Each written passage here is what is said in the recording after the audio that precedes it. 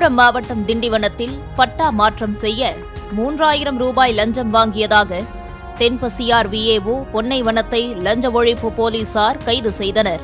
உங்களுடன் ஸ்டாலின் முகாமில் பங்கேற்ற விஏஓ லஞ்சம் கொடுக்க வந்த நபரை அருகில் உள்ள டீக்கடை அருகே வரவழைத்து லஞ்ச பணத்தை வாங்கிய போது மறைந்திருந்து கண்காணித்த லஞ்ச ஒழிப்பு போலீசார் சுற்றி வளைத்து பிடித்தனர்.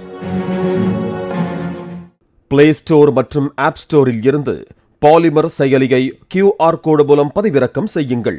செய்திகளை உடனுக்குடன் பெறுங்கள்.